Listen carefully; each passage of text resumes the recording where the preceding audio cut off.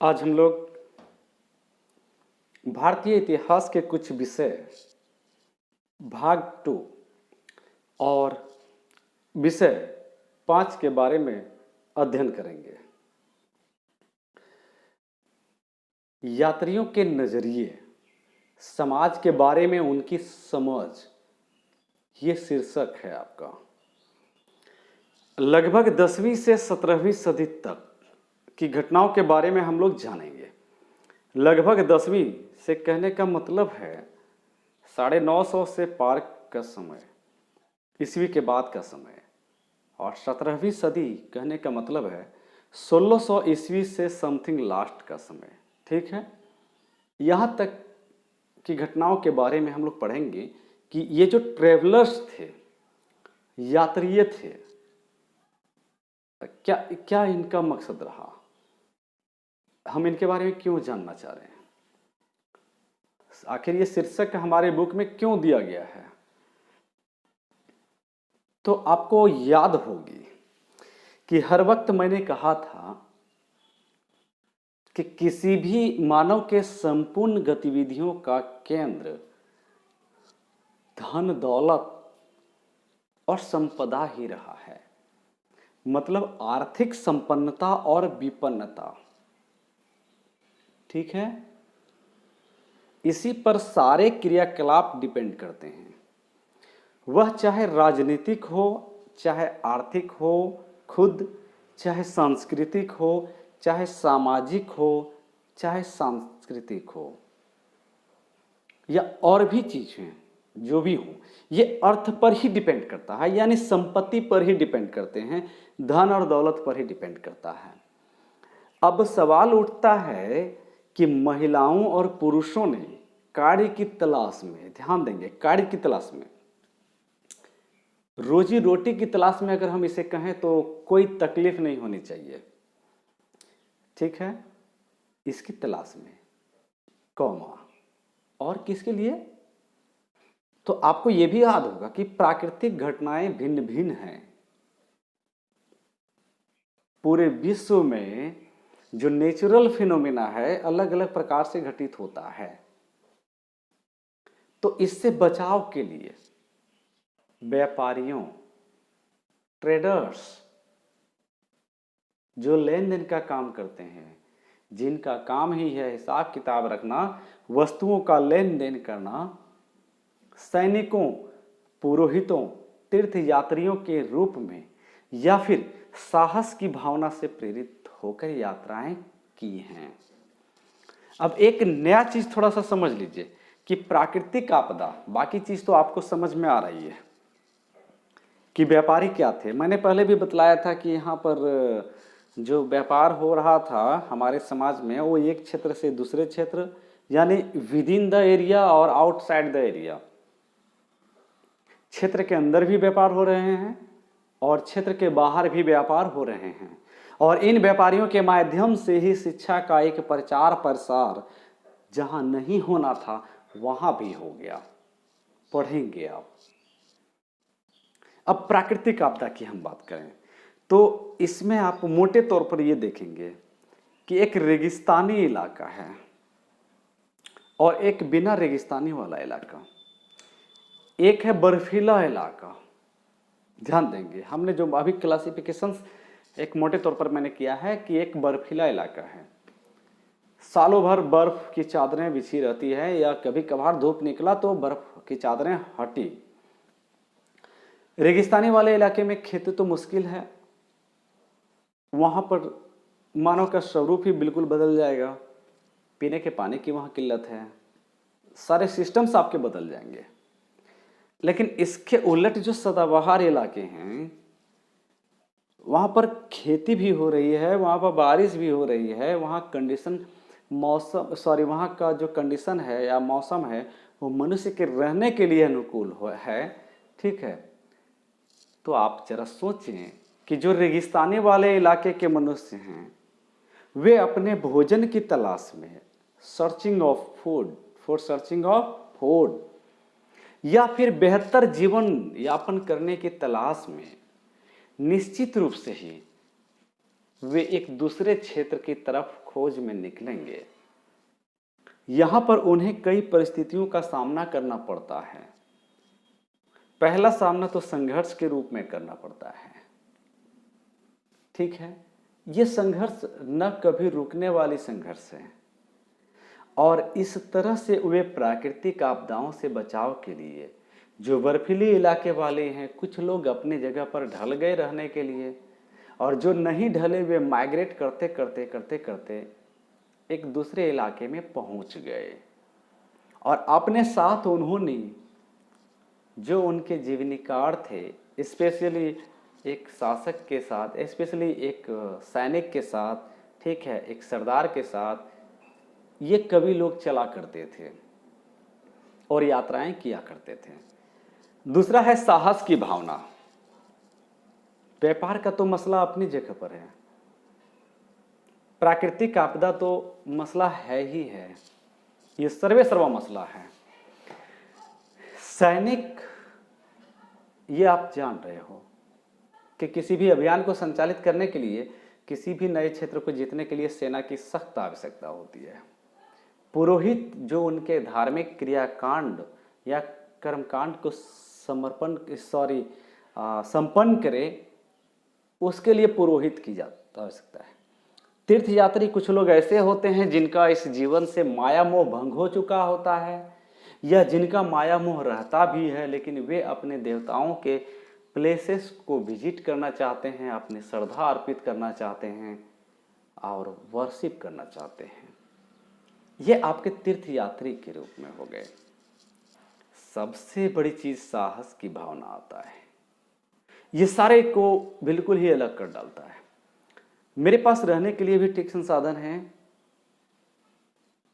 सारा कंडीशन ठीक ठाक है, लेकिन मैं चाहता हूं कि दुनिया के हर हिस्से को खोज निकालूं और दुनिया के हर हिस्से से मैं जागरूक हो जाऊं। आखिर मैं एक जगह पर सिमटा हुआ हूं, पृथ्वी का और छोर आज तक पता नहीं है। ठीक है, एक मोटे तौर पर हमने अनुमान लगाया है, तो बेहतर है कि और कहीं जीवन होगा इस लैंड पर, तो जरा उसके साथ भी व्यापार करें, उसकी भी खोज करें, और क्या वहाँ वस्तु स्थिति चल रही है जरा इसको हम जानें। तो ये बिल्कुल इस तरह की जो भावना जिसके अंदर आती है वह साहस की भावना कहलाता है, और ये कहीं ना कहीं घटनाओं से प्रेरित होकर कदम उठाते हैं, और इस कदम को उठाने के पीछे प्रायः धन दौलत ही इसका केंद्र रहा है। तो निश्चित रूप से अब देख लीजिए, भौतिक परिवेश के संदर्भ में साथ ही लोगों की प्रथाओं, भाषाओं, आस्था तथा व्यवहार भिन्न भिन्न होता है। तो लाजमी है कि एक स्थान से दूसरे स्थान पर जब जाएंगे तो वहाँ क्लाइमेट से लेकर के सोशल क्लाइमेट तक आपको भिन्न मिलेगा। भौतिक क्लाइमेट से लेकर के, भौतिक वातावरण से लेकर के आपको सामाजिक वातावरण भी बिल्कुल ही भिन्न मिलेगा। ठीक है,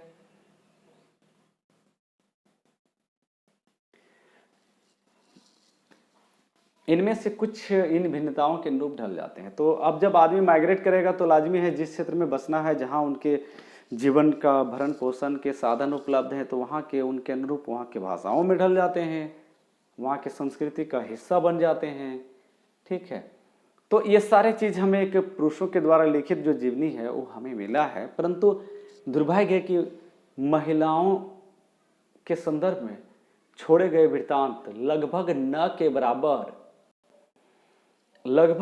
बराबर मिला है। हालांकि हम यह जानते हैं कि वे भी यात्राएं करती थीं, और सुरक्षित मिले वृत्तांत जो हैं, जीवनी जो हैं, अपनी विषय वस्तु के संदर्भ में अलग अलग प्रकार के होते हैं। कुछ धार्मिक संदर्भ में होता है, कुछ स्थापत्य तत्व के संदर्भ में होता है, कुछ स्मारक के केंद्र में होता है, कुछ शासक के केंद्र में होता है। तो उदाहरण के लिए 15वीं शताब्दी में विजयनगर शहर के सबसे महत्वपूर्ण विवरणों में से एक हेरात से आए एक राजनयिक अब्दुल रज्जाक समरकंदी से प्राप्त तो होता है।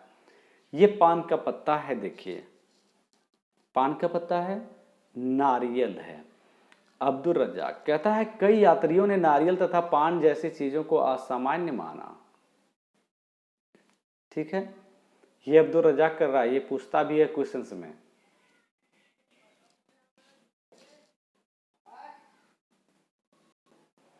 कई बार यात्री सुदूर क्षेत्र में नहीं जाते हैं।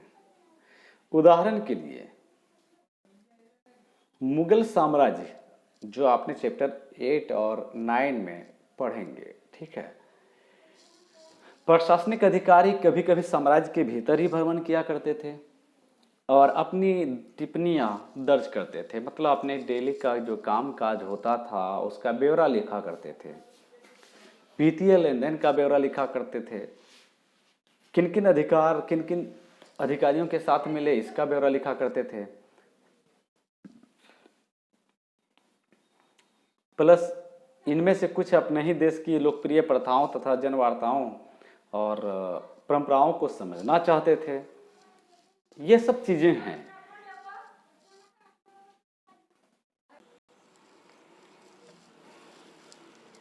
इस अध्याय में हम यह देखेंगे कि भारतीय उपमहाद्वीप में आए यात्रियों द्वारा दिए गए सामाजिक जीवन के विवरणों के अध्ययन में किस प्रकार हम सोच समझ के इसका इस्तेमाल करते हैं और अपने अतीत के विषय में ज्ञान बढ़ा सकते हैं। इसके लिए हम 3 व्यक्तियों के वृत्तांत पर ध्यान देंगे। स्पेशली पहला है अल बरूनी और दूसरा है जो 11वीं शताब्दी में उज्बेकिस्तान से आया था, इब्न बतूता। 14वीं शताब्दी में मोरक्को से आया था तीसरा, और चौथा है फ्रांसीसी यात्री फ्रांसवा बर्नियर जो 17वीं शताब्दी में आया।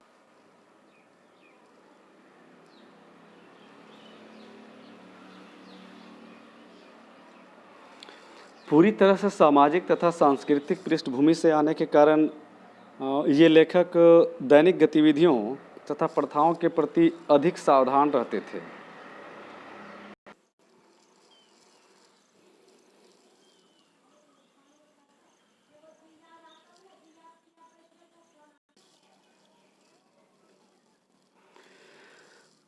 अल बरूनी के उद्देश्य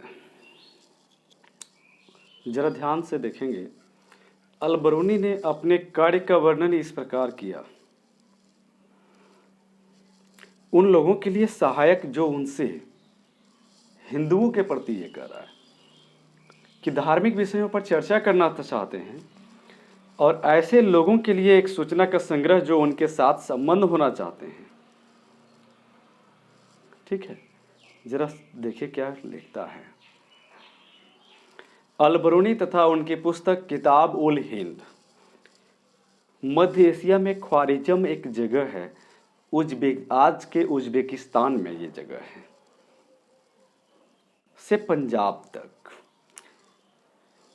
इसका जन्म 973 ईस्वी में हुआ था।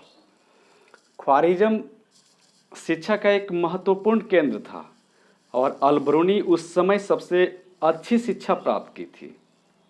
ठीक है, अल बरूनी ने, वह कई भाषाओं का ज्ञाता था जिसमें सीरियाई, फारसी, हिब्रू तथा संस्कृत शामिल है। देखिए, एक व्यक्ति, यह जो दार्शनिक है, यह जो कवि है, यह जो यात्री है, वह अनेक भाषाओं का ज्ञाता है। सीरियाई भाषा को जान रखा है, फारसी भाषा को सीख रखा है और हिब्रू। साथ ही साथ जब भारतीय उपमहाद्वीप में प्रवेश करता है, जब यहाँ कुछ समय तक रहता है, तो संस्कृत भी यह जान जाता है। हालांकि वह यूनानी भाषा का जानकार नहीं था, फिर भी वह प्लेटो तथा अन्य यूनानी दार्शनिकों के कार्यों से पूरी तरह परिचित था। कॉमन सेंस के आधार पर, जो उसको यूनानी भाषा नहीं आती थी, परंतु यूनानी भाषा में महान विद्वान जो थे, महान दार्शनिक जो थे, प्लेटो के बारे में या उनके कार्यों से ये परिचित था, जिन्हें उसने अरबी अनुवादों के माध्यम से पढ़ा था। सन 1017 ईस्वी में ख्वारिज़म पर आक्रमण के पश्चात सुल्तान महमूद यहाँ के कई विद्वानों तथा कवियों को अपने साथ अपनी राजधानी गजनी ले गया। इसका मतलब है महमूद गजनवी का आक्रमण 1017 ईस्वी में होता है। कहाँ पर? ख्वारिज़म जगह पर होता है। और यह जो ख्वारिज़म जगह है आज के उज्बेकिस्तान में स्थित है। इसका मतलब है कि ये जो ख्वारिज़म जगह है यह विद्या का केंद्र बना हुआ था, यह अध्ययन का केंद्र बना हुआ था, कला का केंद्र के रूप में विख्यात था। तो जब आक्रमण करता है तो आक्रमणकारी प्रायः ऐसे लोगों को, दार्शनिकों को, कवियों को, यात्रियों को अपने साथ ले जाया करते थे। तो यही हुआ भी। अलबरूनी भी उनमें से एक था और उसे बंधक के रूप में गजनी ले जाया गया। धीरे धीरे उसे यह शहर पसंद आने लगा और 70 वर्ष की आयु में अपनी मृत्यु तक उसने अपना बाकी जीवन यहीं बिताया। गजनी में ही अलबरूनी के भारत के प्रति रुचि विकसित हुई। भारत के प्रति रुचि निश्चित रूप से कहीं सुनने से ही हुआ होगा, लेकिन यह कोई असामान्य बात नहीं थी। 8वीं शताब्दी से ही संस्कृत में रचित खगोल विज्ञान, गणित और चिकित्सा संबंधी कार्यों का अरबी भाषा में अनुवाद होने लगा था। पंजाब के गजनवी साम्राज्य का हिस्सा बन जाने के बाद स्थानीय लोगों से जो संपर्क स्थापित हुआ, वहां पर एक आपसी विश्वास और समझ का वातावरण पैदा हुआ। ठीक है। तब क्या हुआ, अलबरूनी ने, चूंकि मैंने कहा था ना कि यहाँ पर शिक्षा जो है एक विशेष वर्ग के हाथों में था। पिछली कक्षा में पढ़ा कि सामान्य वर्ग के लोगों के इतिहास का पुनर्निर्माण कैसे किया जाता था या कैसे किया जाए। तो जस्ट लाइक यही है कि वहाँ पर विशेष लोगों के हाथों में जो शिक्षा केंद्रित था, तो लाजमी है वह ब्राह्मण संवर्ग का था। अब ये अलबरूनी को इनके साथ संवाद करना था और संस्कृत सीखनी थी और यहाँ के महत्वपूर्ण ग्रंथों का अनुवाद करना था। तब अलबरूनी क्या करता? ब्राह्मण पुरोहितों और विद्वानों से के साथ कई वर्ष बिताए, संस्कृत को सीखा और संस्कृत में धर्म, दर्शन, अध्यात्म की जो हिंदुओं की परंपरा थी उसको सीखा। हालांकि ये जो उनका कार्यक्रम है ये स्पष्ट नहीं है, फिर भी ऐसा प्रतीत होता है, ऐसा महसूस होता है, ऐसा विश्वास किया गया, ऐसा एक शोध के आधार पर माना गया कि उसने पंजाब और उत्तर भारत के कई हिस्से की यात्रा की। ठीक है। ग्रंथों का अनुवाद, विचारों का आदान प्रदान, कई भाषाओं में दक्षता हासिल करने के कारण अलबरूनी भाषाओं की तुलना तथा ग्रंथों का अनुवाद करने में सक्षम रहा। उसने कई संस्कृत कृतियां, जिनमें पतंजलि का व्याकरण भी शामिल है, पर ग्रंथ लिखा और उसका अनुवाद अरबी भाषा में किया। अपने ब्राह्मण मित्रों के लिए उसने यूक्लिड, एक यूनानी गणितज्ञ के कार्यों का संस्कृत में अनुवाद किया। जरा देखिए कि किस तरह से यात्रियों की पुस्तक का अनुवाद अरबी भाषा से संस्कृत में हुआ और संस्कृत से मास लेवल पर अरबी भाषा में हुआ। जो भारतीय हिंदू परंपरा थी, जिन्हें आप सनातन के नाम से जानते हैं, इनकी पूरी कार्यशैली जो लेखबद्ध किया गया था, वह चाहे संस्कृति का हिस्सा हो चाहे सांस्कृतिक का हिस्सा हो, दोनों डिफरेंट है। संस्कृति और सांस्कृतिक कुछ समानताएं हो सकती है, उसको इन्होंने एक पुस्तक के रूप में अरबी भाषा में अनुवाद किया। चाहे यहाँ ज्ञान का मसला हो, चाहे यहाँ की खोज का मसला हो, इसका अनुवाद करके इसका एक पुस्तक में उन्होंने ढाल दिया, बना दिया। और आगे चल करके क्या हुआ ये भी जानेंगे हम लोग। उसके लिखने के समय यात्रा वृत्तांत अरबी साहित्य का एक हिस्सा, एक मान्य हिस्सा बन चुका था। और यही जीवनी पश्चिम में सहारा रेगिस्तान से लेकर उत्तर में वोल्गा नदी तक फैले क्षेत्रों से संबंधित थे। मतलब मध्य एशिया और अफ्रीका महाद्वीप तक ये फैला हुआ था। इसका मतलब है कि इन यात्रियों के जरिए यही साहित्य इन जगत में फैल करके, और जब ये फैला तभी यहाँ के लोग भारतीय संस्कृति और सभ्यता से परिचित हुए और भारतीय प्लस भारत के लोगों के बारे में जाना। ठीक है, इसलिए हालांकि 1500 ईस्वी से पहले भारत में अलबरूनी को कुछ ही लोगों ने पढ़ा होगा। 1500 ईस्वी से पहले, ध्यान देंगे, 1500 ईस्वी से पहले भारत में अलबरूनी को कुछ ही लोगों ने पढ़ा होगा और भारत से बाहर कई अन्य लोग संभवतः ऐसा कर चुके हैं। ध्यान देंगे, यहाँ पर एक सवाल है, मापतंत्र विज्ञान मापने के विज्ञान से संबंध रखता है। मापतंत्र विज्ञान मापने के विज्ञान से संबंध रखता है। किताब उल हिंद इनके पुस्तक हैं अलबरूनी के। आपको ये भी याद रखना है कि अलबरूनी का जन्म कहाँ हुआ था, तो 973 ईस्वी में ख्वारिज़म में, आज के उज्बेकिस्तान में गजनी ले जाया गया फिर इसको। ठीक है, प्लस अलबरूनी की पुस्तक क्या है, तो किताबुल हिंद है। अरबी भाषा में लिखा गया अलबरूनी की यह पुस्तक बहुत ही सरल है और स्पष्ट है। यह एक विस्तृत ग्रंथ है, मीन्स बड़ा ग्रंथ है, जो धर्म, दर्शन, त्योहार, क्या क्या टॉपिक्स हैं इनके जरा सोच लो और देख लो, पढ़ भी लो, याद भी रख लो। ये आपको 100 से 150 शब्दों में लिखने, कभी कभी इस पर टिप्पणी लिखने के लिए कह देता है। तो इसमें लिखा है धर्म के बारे में, दर्शन के बारे में, त्योहार फेस्टिवल के बारे में, खगोल विज्ञान के बारे में, कीमिया के बारे में, रीति रिवाज के बारे में तथा प्रथाओं के बारे में।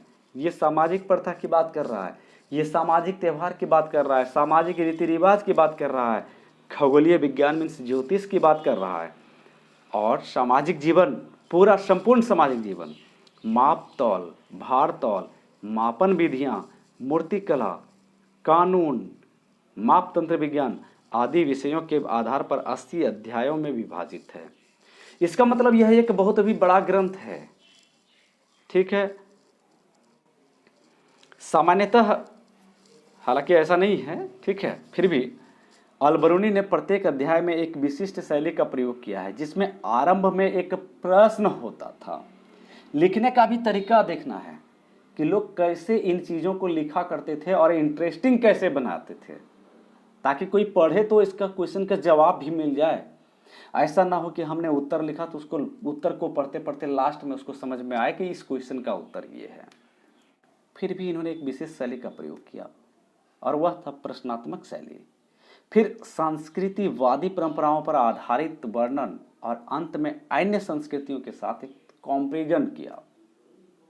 आज के कुछ विद्वानों का तर्क है कि इस लगभग जियोमेट्री संरचना, ज्यामितीय संरचना जो अपनी स्पष्टता और पूर्वानुमेयता के लिए उल्लेखनीय है, अर्थात पूर्व अनुमान के लिए, ठीक है, उसके लिए का एक मुख्य कारण अलबरूनी का गणित की ओर झुकाव था। समझ सकते हैं कि ये अलबरूनी का गणित की ओर झुकाव भी रहा है।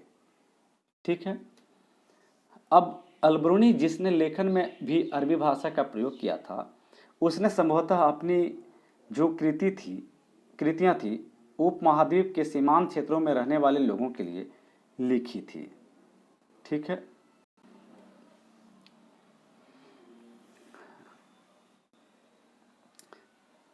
उसने संस्कृत, पाली तथा प्राकृतिक ग्रंथों के अरबी भाषा में अनुवाद किया, उसका रूपांतरण किया, उससे परिचित भी था। हाँ, इनमें जो है बहुत सारी दंत कथाओं से लेकर, मतलब दंत कथा मीन्स एंटरटेनमेंट के लिए कोई कहानी बना दिया, ठीक है, जिसकी कोई विश्वसनीयता नहीं है, ठीक है, सिर्फ एंटरटेनमेंट के लिए मुझे लगता है इस तरह की बातें लिखी जाती होगी, से लेकर खगोल विज्ञान और चिकित्सा से संबंधित कृतियाँ भी शामिल थी। पर साथ ही इन ग्रंथों की लेखन सामग्री, शैली के विषय में उनका दृष्टिकोण आलोचनात्मक था और निश्चित रूप से वह उनमें सुधार करना चाहता था।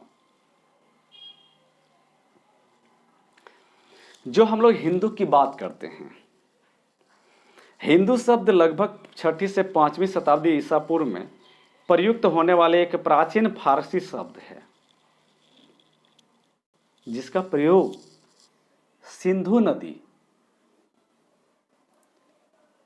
जिसको हम लोग स की जगह पर ह का इस्तेमाल पाते हैं कि पूर्व के क्षेत्र के लिए होता था। इसका मतलब है सिंधु नदी के पूर्व में रहने वाले लोगों के लिए जो इस्तेमाल किया गया वह सिंधु कहा गया, और अरबी लोगों ने इस फारसी शब्द को जारी रखा और अंत में स का उच्चारण ह हो जाता है और इस क्षेत्र को अल हिंद कहा जाता है और यहाँ के निवासियों को हिंदी कहा। धीरे धीरे इसकी परिभाषा बदलती गई और तुर्कों ने सिंधु से पूर्व में रहने वाले लोगों को हिंदू कह दिया और उनके निवास क्षेत्र को हिंदुस्तान कह दिया तथा उनकी भाषा को हिंद भी कह दिया, नाम दिया। इनमें से कोई भी शब्द लोगों की धार्मिक पहचान का कोई द्योतक नहीं था। इस शब्द का धार्मिक संदर्भ में प्रयोग बहुत बाद की बात है। चर्चा कीजिए, यदि अल-बरूनी 21वीं शताब्दी में रहता तो वही भाषाएं जानने पर भी उसे विश्व के किन क्षेत्रों में आसानी से समझा जा सकता था। आप लोगों से मैं पूछ रहा हूं कि आज जो उज्बेकिस्तान है वहां से लेकर भारतीय पूरा उपमहाद्वीप तक, ठीक है, इन क्षेत्रों पर या इन क्षेत्रों की जानकारी क्या हम नहीं कर पाते? अगर जब अल-बरूनी होता तो निश्चित रूप से जान पाते। तो थोड़ा आपसी इंटरेक्शन आप लोग कीजिए और इसको सोचिए, समझिए, इस पर कंक्लूजन निकालिए। यहाँ पर देखिए लिखा है, घोंसले से निकलता पक्षी। यह रिहला से लिया गया एक उदाहरण है। लिखता है, अपने जन्म स्थान तंजियर से मेरा प्रस्थान गुरुवार को हुआ। मैं अकेला ही निकल पड़ा, बिना किसी साथी यात्री या कारवां के जिसकी टोली में मैं शामिल हो सकूं, लेकिन अपने अंदर एक अधिप्रभावी आवेग और इन प्रसिद्ध पुण्य स्थानों को देखने की इच्छा जो लंबे समय से मेरे अंतःकरण में थी, से प्रभावित होकर इसलिए मैंने अपने प्रियजनों को छोड़ जाने के निश्चय को दृढ़ किया और अपने घर को ऐसे ही छोड़ दिया जैसे पंछी अपने घोंसलों को छोड़ देते हैं। और उस समय मेरी उम्र 22 वर्ष की थी। इब्न बतूता 1354 में घर वापस पहुंचा, अपनी यात्रा आरंभ करने के लगभग 30 वर्ष बाद। जरा सोचिए कि कोई व्यक्ति 30 वर्ष तक घूम घूम कर एक क्षेत्र से दूसरे क्षेत्र में कई शासकों के अधीन रह करके अपने लेखनी को बरकरार रखा। धन दौलत उसके लिए मायने नहीं था, उसके लिए मायने था उसकी शिक्षा, उसके लिए मायने था उसकी लेखनी, और निश्चित रूप से आज भी वही महान है। इब्न बतूता का रेहला एक आरंभिक विश्व यात्री। इब्न बतूता द्वारा अरबी भाषा में लिखा गया उसका पहला वृत्तांत है। यानी ये भी रेहला जो लिखा गया है पुस्तक या वृत्तांत, ये अरबी भाषा में है। 14वीं शताब्दी में भारतीय उपमहाद्वीप के इसमें भी सामाजिक और सांस्कृतिक जीवन के हर हिस्से का लगभग वर्णन किया गया है और जानकारियां दी है। मोरक्को में इसका जन्म हुआ है, ठीक है, और मोरक्को इस यात्री का जन्म तंजियर के सबसे सम्मानित और शिक्षित परिवारों में से एक, जो उस वक्त के दौर में इस्लामिक कानून या शरिया पर अपनी विशेषज्ञता के लिए प्रसिद्ध था। यानी ये इस्लाम परिवार से अपनी आपको ताल्लुक़ रखता था, ठीक है। अपने परिवार की परंपरा के अनुसार इब्न बतूता ने कम उम्र में ही साहित्यिक तथा शास्त्ररूढ़ की शिक्षा को हासिल कर लिया।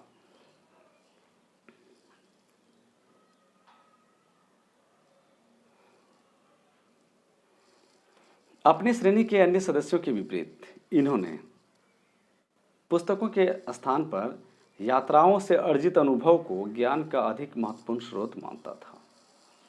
ध्यान दें, यात्राओं से अर्जित अनुभव को ज्ञान का अधिक महत्वपूर्ण स्रोत मानता था। किसके स्थान पर? पुस्तकों के स्थान पर। मैंने पहले भी आप लोगों से कहा था, क्या आप जरा याद कीजिए कि अनुभव ही शिक्षा है। ठीक है, अनुभव ही शिक्षा है, अनुभव ही ज्ञान है। और वही बातें यहाँ भी लिखा गया है। उसे यात्राएं करने का बहुत शौक था। नए नए देशों में वह यात्राएं करता था और दूर दूर क्षेत्रों तक जाता था। घने जंगलों को पार करता था, पहाड़ियों को पार करता था। विभिन्न मौसम से वह जूझते हुए जाता था। ठीक है, और वह मक्का की तीर्थ यात्राएं किया। सीरिया, इराक, फारस, यमन, ओमान तथा पूर्वी अफ्रीका के कई तटीय बंदरगाहों, व्यापारिक बंदरगाह की यात्रा कर चुका था। मध्य एशिया के रास्ते होकर इब्न बतूता 1333 ईस्वी में स्थल मार्ग से सिंधु पहुंचा। सिंधु नदी, सिंध क्षेत्र। उसने दिल्ली के सुल्तान मोहम्मद बिन तुगलक के बारे में सुना था। इसका मतलब है कि इब्न बतूता की यात्रा निश्चित रूप से हमारे यहाँ भारतीय शासक जो था मोहम्मद बिन तुगलक, जो दिल्ली सल्तनत का शासक था, उसके काल में ये आया। और ये जाना था, इन्होंने जान रखा था कि कला और साहित्य का एक बिल्कुल ही दयाशील संरक्षक शासक है। सो उसने वहाँ से क्या किया, प्रस्थान किया और मुल्तान और उच्च के रास्ते होकर दिल्ली पहुँच गया। सुल्तान इसकी विद्वता से काफ़ी प्रसन्न हुआ, प्रभावित हुआ और उसे क्या किया, दिल्ली का काजी बना दिया या न्यायाधीश नियुक्त कर दिया। सोचिए, दिल्ली सल्तनत के सुल्तान मोहम्मद बिन तुगलक अपने काजी की नियुक्ति मोरक्को के यात्री, ठीक है, इब्न बतूता को करते हैं। वह इस पद पर एक नहीं बल्कि कई वर्ष तक रहा। फिर उसने उससे विश्वास खो दिया और क्या किया, कारागार में कैद कर दिया। बाद में सुल्तान और उसके बीच की गलतफहमी दूर होने के बाद उसे राजकीय सेवा में पुनः स्थापित किया गया। कुछ खटपट तो हुआ होगा, ठीक है।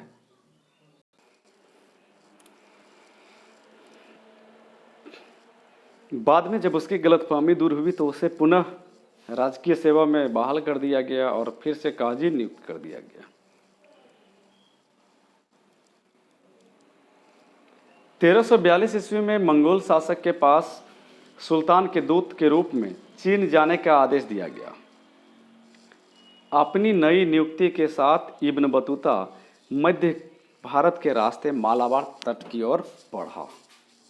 मालाबार से वह मालद्वीप गया। देखिए कहाँ गया, मालद्वीप।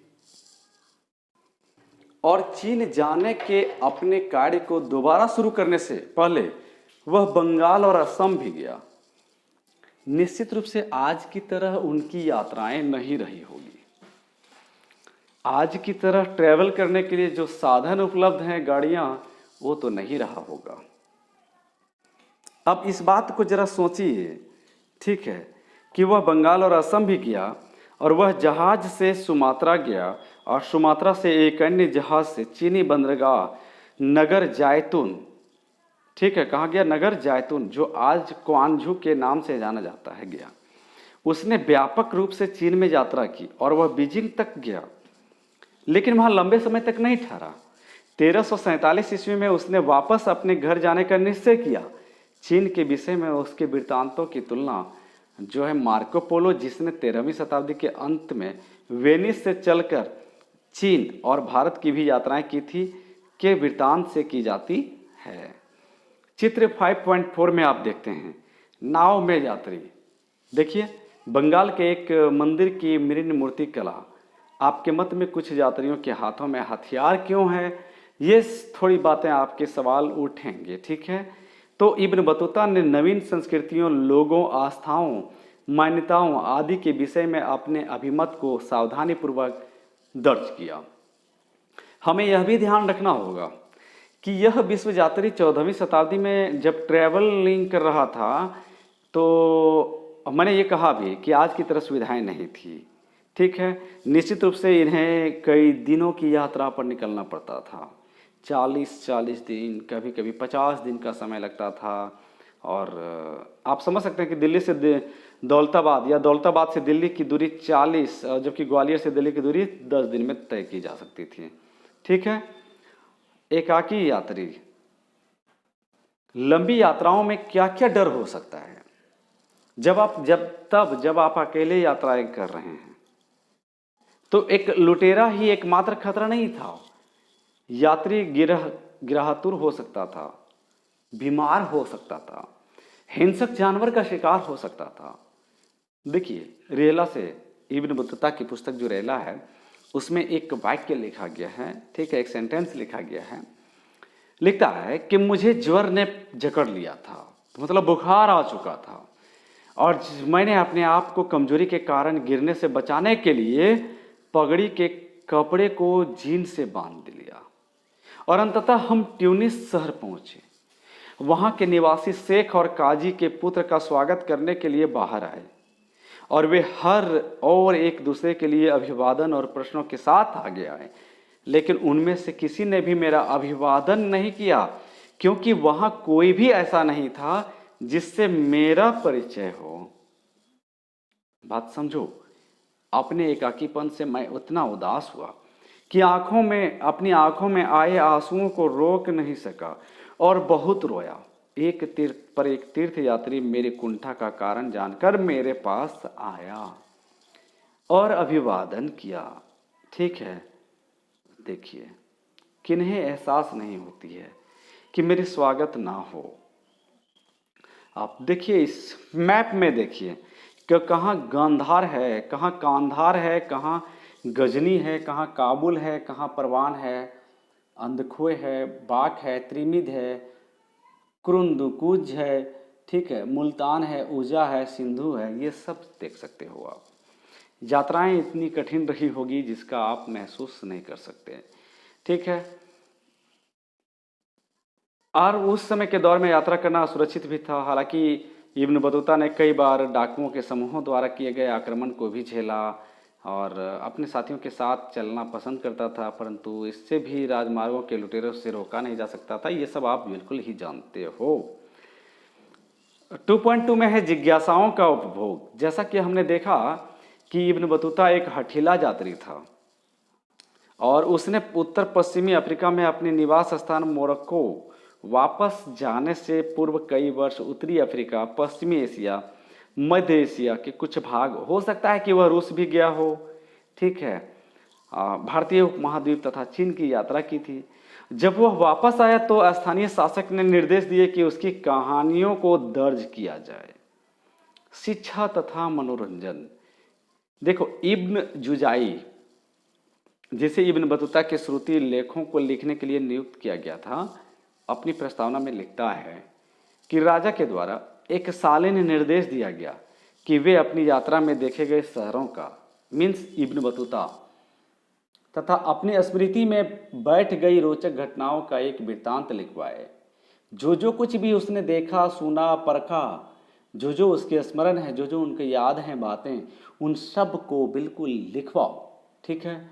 और साथ ही क्या कहा कि विभिन्न देशों के शासकों में से जिनसे वो मिले, उनके महान साहित्यकारों के और उनके कर्मनिष्ठ धर्मनिष्ठ संतों के विषय में बताएं। और इसके अनुसार ही उन्होंने सभी विषयों पर एक एक कथानक लिखवाया, जिसने मस्तिष्क को मनोरंजन तथा कान और आंख को प्रसन्नता दी। साथ ही उन्होंने कई प्रकार के असाधारण विवरण, जिनके प्रतिपादन से लाभप्रद उपदेश मिलते हैं या दिए गए हैं, तथा यह साधारण चीज़ों के बारे में बताया जिसके बारे में हम सुनते हैं, उसका मनोरंजन करते हैं। इब्न बतूता के पदचिन्ह पर क्या हुआ, देखिए आगे। कहता है 1400 ईस्वी से लेकर 1800 ईस्वी के बीच भारत आए यात्रियों ने फारसी में कई यात्रा वृत्तांत लिखे। निश्चित रूप से लिखा होगा।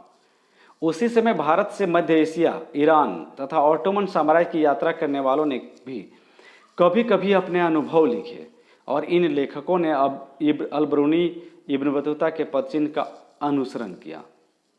एक जहां लेखक आ गए, एक जहां साहसी व्यक्ति आ गए, उनका अनुसरण करने वाले बिल्कुल ही अनेक हो जाते थे।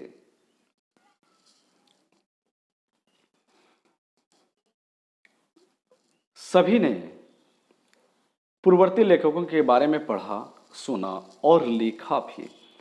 अब इसमें से एक प्रसिद्ध हैं अब्दुल रज्जाक समरकंदी। 1440 के दशक में दक्षिण भारत की ये यात्रा करते हैं।